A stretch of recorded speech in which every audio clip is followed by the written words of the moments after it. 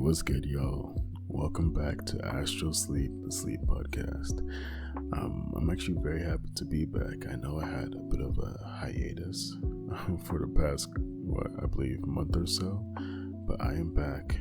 I'm very happy to be back, and I'm glad that you guys are all back and tuning in once again.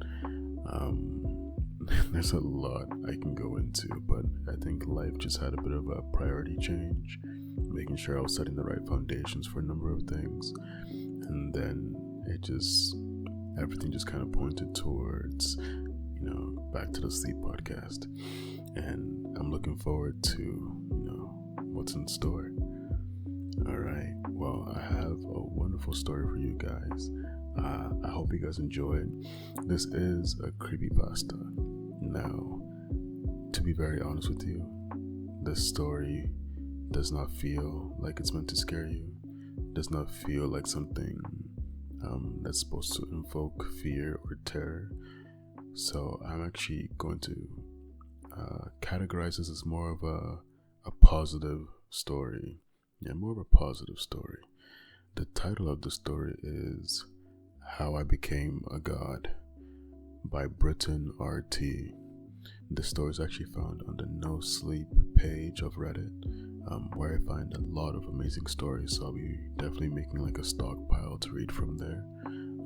But if any one of you know some amazing websites where I want to find stories of more of the positive, uplifting kind of feel, that'll be fantastic.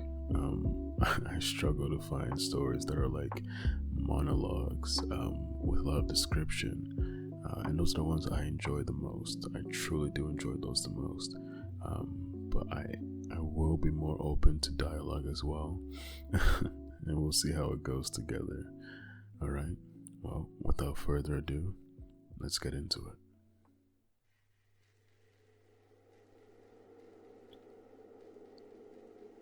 I wasn't smart when I was born. In fact, I was a cripple and a simpleton. I couldn't walk, so I dragged myself around the forest floor, never straying far from my mother's presence.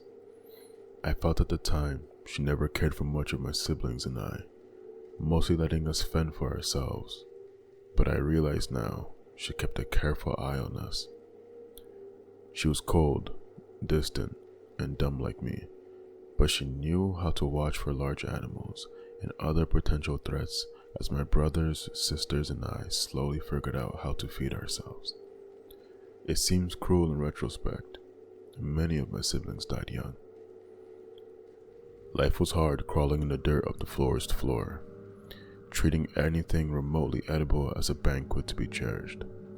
As I slowly grew, she eventually disappeared, leaving me and my two remaining brothers alone at a very young age. They both perished shortly after. But somehow I managed to survive against all odds, crawling in the mud and struggling against my disability, finding food and shelter anywhere I could. I slowly learned how to use my disabilities to my advantage, setting ambushes and traps for small game. But I was still fundamentally an idiot, and no matter how clever I thought I was back then, failure was common and life continued to be difficult. Surviving in the jungle while mentally disabled and handicapped was mostly a factor of sheer luck, though at the time I thought to myself to be quite adept. I never stayed in one place for long, and I moved very slowly but carefully. My diet consisted of anything I could find laying around which was edible, mostly small animals I could catch, but I could go hungry for very long periods of time. Eventually, I stumbled upon a small stream with an even smaller cave nearby. I made it my home for a while. It wasn't much, but it was hidden well and provided some sense of security. I would drag myself out to the stream and bask in the warm tropical sun at times, take naps under the trees, and eat as often as I could manage. Those were simple pleasures in life back then. Predators were always a threat, and being crippled, running was not an option. So I learned to hide. I learned to read my environment. I learned when to be loud and when to be quiet. And against all odds, I somehow survived. Once again, in retrospect, I mistook luck for cleverness. And that would have been my entire life, up until I starved or finally ran out of luck. But that is where my story really begins, where it should have ended. I was crawling along the forest floor, searching for something, anything to eat. It had been many days and I had a furious hunger. All I knew how to do was hobble around, crawling and dragging myself through the jungle, looking for scraps and small animals I could ambush on the ground. I had just put myself through a small bush when I saw it. The jaguar was low to the ground, in a pouncing position. On any other day, I might have become its meal then and there, but I was focused on something else. I remained absolutely still, barely even breathing, hoping not to draw its attention. It crouched down even further, clearly preparing to strike. Its eyes focused like only a hunter's can be.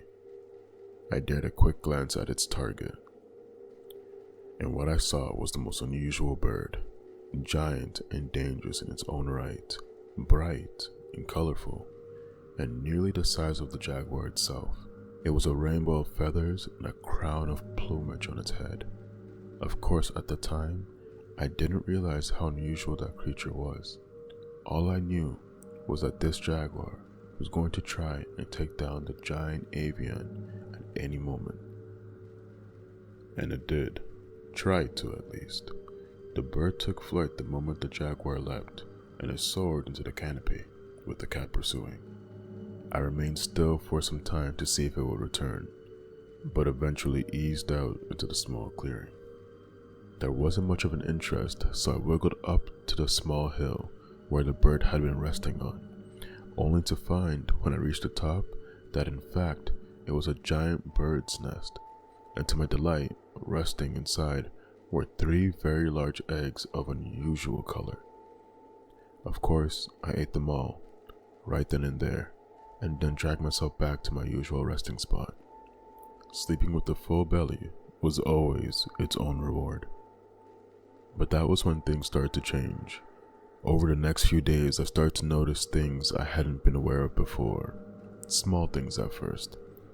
Observations about my surroundings that I hadn't noticed before. The world looked a bit more colorful than it did. Shapes a little bit more defined. I was able to pay attention to more things at once. As days turned into weeks, I started to realize I could make plans that were much more sophisticated than just waiting silently for something to run by so I could grab it, or looking for scraps laying around. I started to devise clever traps using rocks and other features of my environment to help me catch my food, choosing my resting locations in places where bushes and leaves would ensure I could hear predators on the ground. I was still crippled, but I was growing smarter. I also began to grow bigger, a lot bigger. I had been in underfed runs for most of my life, but in the span of several months, I had become a veritable giant. Well nourished now, and nearly 6 feet, all muscle.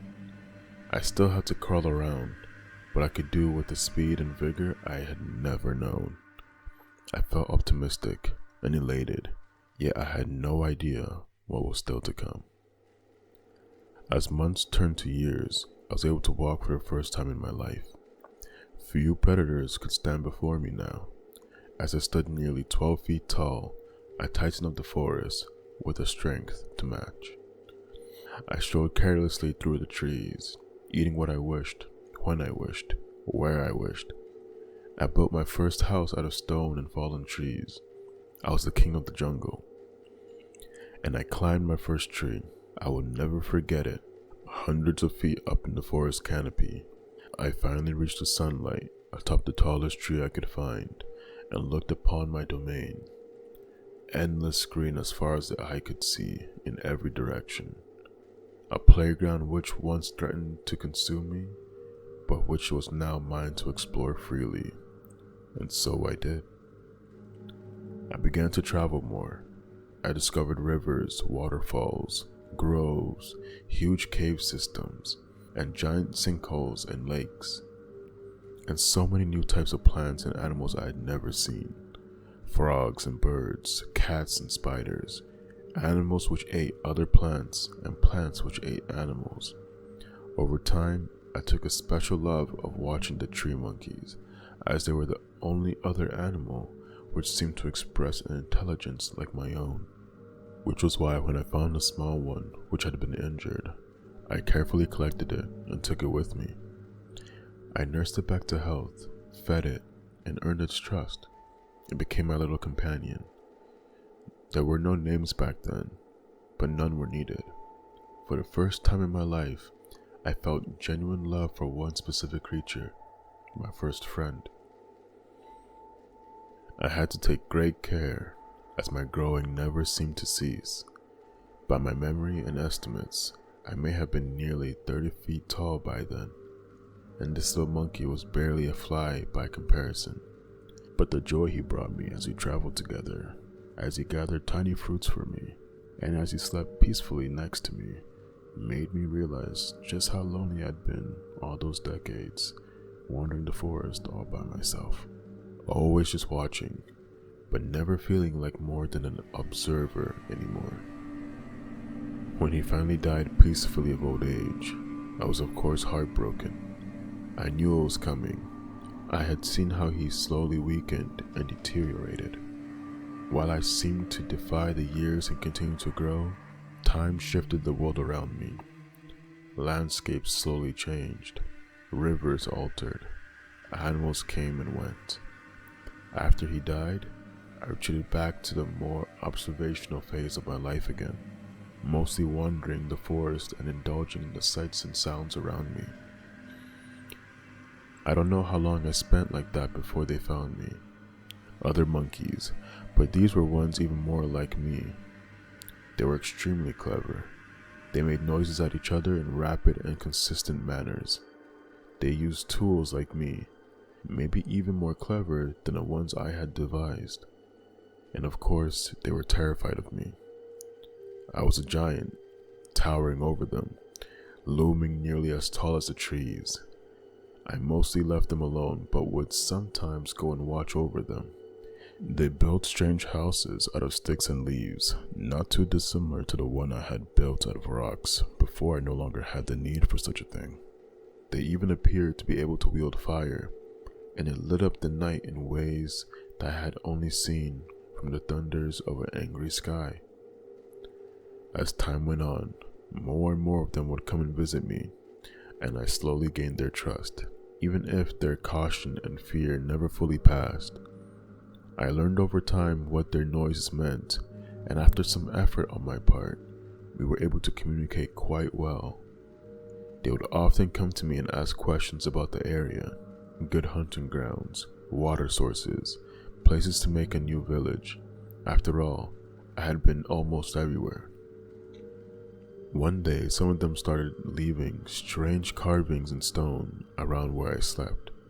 I asked one of them about the artifacts, a youngling who had come to ask for my help removing a mighty tree which had threatened to fall on his hut. He told me that they were left as offerings, so that I might bless them with good fortune. He told me how their lives are hard and short, and then told me that a god such as myself could surely make their lives better. That was the first time I had ever encountered the concept of a god. I had taken a liking to these little ones, so I had already been aiding them with my knowledge whenever they would ask for it. But he was right. I could do more, much more. I remember the look of terror on many of the little people's faces as I towered over their village. Perhaps they were expecting some wrath for a perceived sight. I can't know, but I quickly made it clear I was there to help by removing the offending tree and setting it out of harm's way. Our relationship expanded quickly over the next few years, and they devised great and clever projects which took advantage of my size and relative strength. In those years, we accomplished in days what would have taken them decades on their own, were it even possible at all. We even replaced the village huts with a more durable collective structure, stones stacked so tall that they dwarfed the trees around them. The giant pile of boulders was carefully stacked to create living spaces to spare, a crude pyramid of sorts, I would later come to realize. Things went on for a while, and I took a very active role in the lives of my new friends. It reminded me of my old monkey friend from long ago, except this time, there were many, and I could speak to them and share my thoughts and feelings. It was an exhilarating time for me, and we accomplished much. We dug trenches to allow water to reach areas where they could cultivate crops. We studied the stars together and speculated on the mysteries of the forest and the world. I watched friends be born, age, die, only for new friends to appear. After many, many years, though, the number of friends grew and grew and grew. Eventually, there were so many that they began to fight each other over what seemed to be the infinite bounty of the forest. Their noises changed, and I could no longer understand all of them anymore, only the ones I remained near. They began to ask me for help or blessings, hunting other people, fighting other villages. I always refused. The tipping point came when the village I attended attempted to sacrifice a young girl in my name in order to gain my support in an upcoming raid. I had tried to tolerate them and understand them, but their pettiness had boiled over, and I was exacerbated. There were too many people, too many villages, too many conflicts, too much sadness. It felt like I was crawling through the mud again, a dumb cripple, unsure what to do or where to go, and with little means to accomplish anything. I realized the moment they had placed the little girl on the altar that I had forgotten what it meant to be helpless. So I accepted their sacrifice. I took the girl and I left that village and never returned. I went as far as I could away from that place, and I did my very best to take care of the little girl. She was small and frightened at first, but grew to trust me over time. We traveled south until we reached a great cliff with a waterfall, far away from the little people. I built her a little house of stone atop of the cliff right next to the waterfall, with a spectacular view of the forest below. I didn't even think to ask her name until she took the initiative to tell me much later. Names have no meaning in the forest, but I discovered it was Saknit, an old and beautiful name I will never forget. We were together for a long time. She grew up, and once again, more little people discovered us. Once again, they would come ask for advice at first. And once again, their requests would grow to be increasingly more and more demanding. Untrusting of the little people now, I would often withdraw or refuse to speak to them. Often, I could not even understand their noises anymore. But Saknit would take over and represent me in my stead when the weight of all of it became too much. She even put feathers on her head like me in order to gain some trust and status from the visitors, so they would eventually come to understand that I trusted her. After a time, it became expected that she was the one you would speak to when you came to me, which I was fine with. She never once misrepresented me. We were both children of a similar fortune, abandoned by fate, but then entrusted with something special we could use to help others. And I knew she could be trustworthy. I slowly came to understand that she was good at what she did. I watched her mend divides, forge alliances, and eventually even end a war. I was a simple person of the forest, but she was a politician, and she knew how to use my name and power to change the little people, to make them better. I loved her, more than I even loved the little monkey. She was kind, gentle, but intelligent and uncompromising. She taught me things I had never heard of, things she learned from our visitors. We had no needs, so knowledge was paid for with knowledge. Forms of what I would later find were arithmetic, astronomy, philosophy, and more slowly arrived bit by bit. It gave me a new window into the world around me, one I had never given its due consideration, despite being more ancient than many of the trees. It had always amazed me that these little people were so creative and intelligent, and it was her. She was the one who in the end inspired me to put my faith in them again. I started to take a much more active role once more, but being mostly stuck in one place, I studied and philosophized, and tried to make myself useful to the little people in the ways I could. I slurped up knowledge, and I offered it back to anyone who asked. I was too big to move freely around the woods now without laying waste, but the little people seemed more than happy to come to me. Saknit even gave me a name, and while the little people had called me many things before, this was the first one I truly took to heart. And in those years, my heart grew nearly as fast as I did. When she died, I was once again heartbroken. It was a tragic accident, nearly 140 feet now. I was so massive, it was even hard to move through the woods anymore without trampling everything in my path. I tended to just remain in one spot near the top of the waterfall as a result, and spent most of my time asleep or staring out over the vast and beautiful jungle, framed by the mountains hundreds of miles behind it. I don't know why she had come so close to me while I was asleep that night, or what cruelty of fate caused me to roll over, but when I awoke, I found I had accidentally crushed her to death. I could barely even recognize her. I had seen the little people cry before, but this was the first time I myself had truly wept. I hadn't even realized I was capable of it. I retreated deeper into the forest after that, avoiding everything.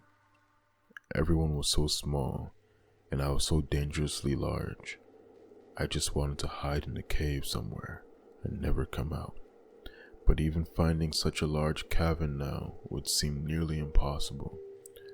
As was so often the case in my life, I do not know how much time passed, probably ages, but eventually, the little people found me again, as they always did. But this time it was different. They remembered my name. They brought me food and gifts. They once again asked for my knowledge and my help to save and improve their lives. I enjoyed their company despite my distrust, apathy, and depression. Eventually though, they asked me to come with them to their town, and after much deliberation, I finally agreed. What I found when I arrived was a landscape drastically transformed. The massive destruction of a forest replaced by farmland, and a great city made of stacked stone, much like the one I had made so long ago, but much more refined and massive, and the number of little people was uncountable. The forest devastation was so great that I could not even see the trees on the other side of the city.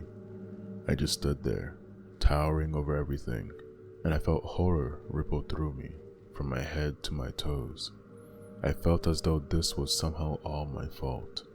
I should have known this would happen. I should have never helped the little people, for they were so smart that the forest itself had become their prey. Or maybe I should have helped them more, taught them better to be stewards of the forest, not destroyers of it. I immediately left, without a word, back the way I came. They followed me, yelling and crying my name for some while, before eventually giving up and returning to their desolation of a home. I went further south, far further south. I dreamed about that bird from so long ago. Was it the last of its kind? What destruction had I myself wrought on it, or its species when I ate its eggs?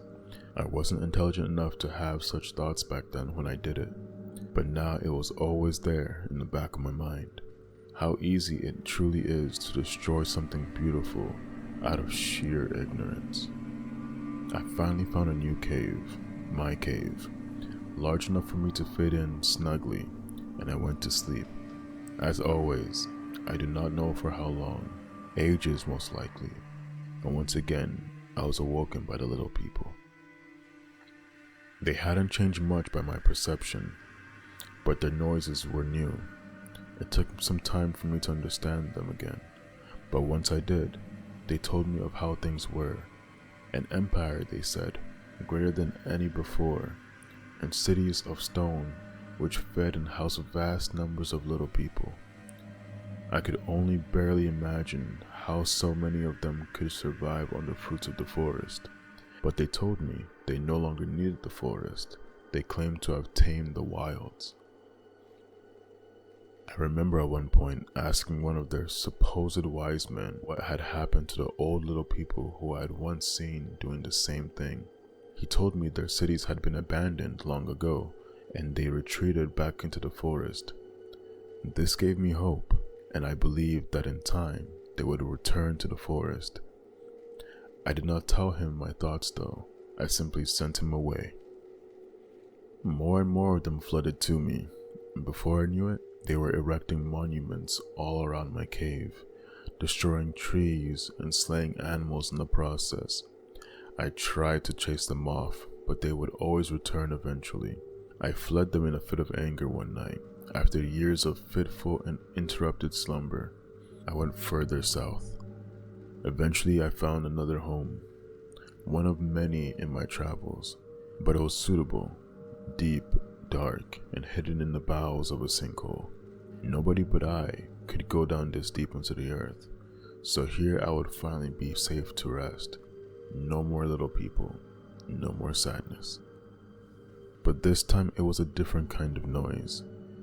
Grating, whirring, ripping noises, alien noises, and the smell of fire and ash.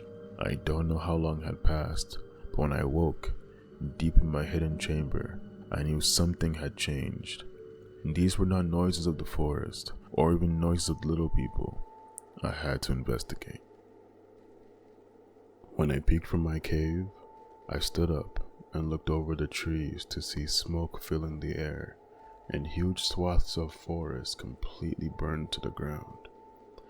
I went to see what was happening, and observed the little people burning and chopping and tearing at the trees with strange tools I had never seen before. Noisy tools, violent tools. Some of them spotted me, and it wasn't long before they were screaming and fleeing en masse. I couldn't understand. There were no crops here, no city. Why were they destroying the forest, burning it to the ground even? Not even using the wood from the trees as they used to do. I walked through the devastation and saw it stretch out seemingly forever. In the distance, I saw strange buildings, very different from the stone and thatch ones I was familiar with, and vast herds of unusual animals I had never encountered before. The forest had turned to grassland at the hands of the little people. I stood watch over the area for a few years, fighting off those who dared trespass. I wandered around and patrolled, destroying the infrastructure the little people used to attack the forest whenever I found it. I took care never to hurt any of them, and it wasn't hard as they always fled in my presence. I became cold-hearted though, and felt the little people were a plague, a disease I had allowed to fester. Once again, I believed this was my fault, that it was something I could have prevented.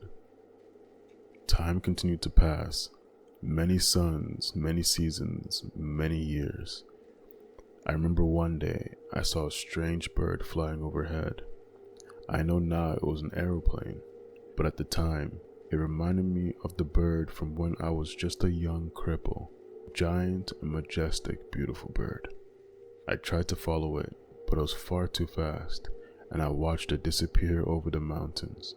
I remember wondering what new lands the bird would discover over there, maybe ones without the little people. No matter how much I tried though, I couldn't stop the destruction. Always small groups, simple tools, and a lot of fire. I could not be everywhere at once. I felt despair. Time passed, but an old man found me one day and spoke to me in new and unusual noises. At first I ignored him, but he persisted and slept nearby every night, refusing to leave. He would come every day and make the same noises at me. He seemed harmless, and I felt lonely.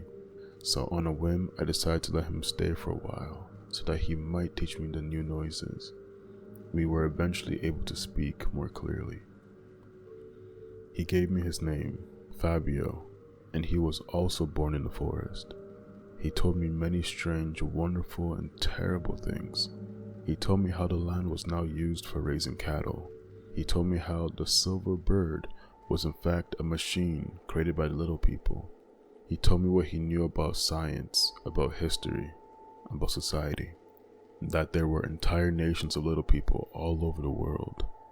That the little people had conquered it all. I came to feel he was like me, for he seemed saddened by it. He said there was nobody left who understood the old ways, living in the garden and only taking what you require. He told me few people believed in me anymore, that I was just a scary story told to frighten frontiersmen's children, or just a mythology told in schools. That those who claimed to have seen me were met with disbelief, and he said he had seen me as a child when I had run off his parents at the edge of the forest, and that he had spent his whole life searching for me ever since. The little people were always afraid of surprises. I took him in, and his welcome company and knowledge warmed me as I continued to hide in my cave. He taught me to play chess. He told wonderful stories and even brought me books. I had seen the scratchings in stone from long ago and their meanings, but these were far more sophisticated. I learned to read, and I lusted after knowledge. He would go out every few months and bring back books, photographs, and at one point even a motion picture for me, which I devoured greedily. Years passed almost in an instant, and I barely even left the cave. Eventually, he told me I would need to face my fears and do something about the encroaching little people who grew closer every day. But I knew he could see my wounded spirit, and he was kind and let me rest, never pressing me. He knew the little people had broken my heart. But what is broken can break again, and when he finally passed away a few years later, I found myself alone once more, timeless, not like the tree, but like the very stone I dwelled in. I knew everything around me was ephemeral. It was all going to change and die anyways, so what did it matter what I did? And so I slept. I don't know how long. It might have been ages. Eventually, I was awoken again by the little people's noises. Well, in this case, you specifically, of course. I remember thinking at the time that I was half tempted to snatch you all up and carry you to the edge of the forest and tell you never to return. But I observed you from a distance, without intervening to see what you did. My trust of the little people was now low enough by now that I was prepared to even squash you if you stepped afoul. But to my surprise, you were all nothing if not respectful of your surroundings. After several weeks of observing you, I saw you rescue animals, study the plants, record information. I saw you exploring and appreciating the wonder of the forest, just like the little people of old, just like I did. I realized you were the scientist the old man had told me about, that you were here to learn, not to destroy. And that was when I decided to make myself known. I knew you would be terrified, but I was used to that at this point, and I still remember the look of your faces when I first presented. But when I managed to convince you I was harmless, your innate scientific curiosity took over, I could only assume. The same curiosity which drives me. I believe you are like the other little people I once knew, kind, loving, and well-intentioned. And this is why I trust you with my story. I hope you are able to share it and help me. For while I was once called a god, I am just as helpless as a baby snake crawling, crippled in the mud of the forest floor. I turned off the recorder at that point and looked up at the towering feathered serpent, unfathomably large. I told him that was the last thing I needed, and that I would return to see him again as soon as I could. He nodded in understanding, but watched with the sorrow in his eyes as I slowly made my way into the woods, leaving the cave we had been exploring for weeks behind. My colleagues and I expected to discover an immense undiscoverable network with possibly uncatalogued species. We had not expected to discover this particular uncatalogued species. As I write this log of his recording, we are setting up camp less than a day from the airstrip where we will be picked up. I don't know if anybody will believe me, or if they will think I photoshopped our pictures, but the rest of the team agrees we need to tread lightly, lest we bring him unwanted attention. But I have to do something. I still remember the first words he spoke to me. After all, those first days of terror and uncertainty, not knowing if we had discovered a monster, and not knowing if we were going to die. But the monster turned out to be anything but. I will never forget what he said the first time he spoke to us. "I have been watching you.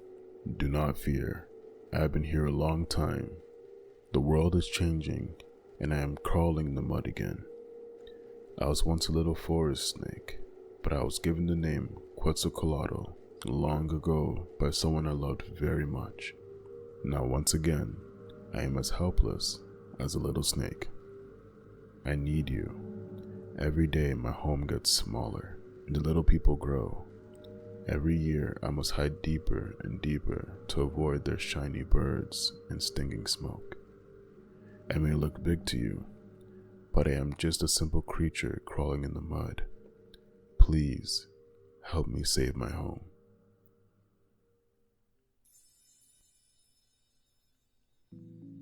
And that was How I Became a God by BrittonRT. Alright, well, I really hope you guys enjoyed that story. Going through that story, there was a main takeaway I got from it, which was having the power to influence and influencing correctly.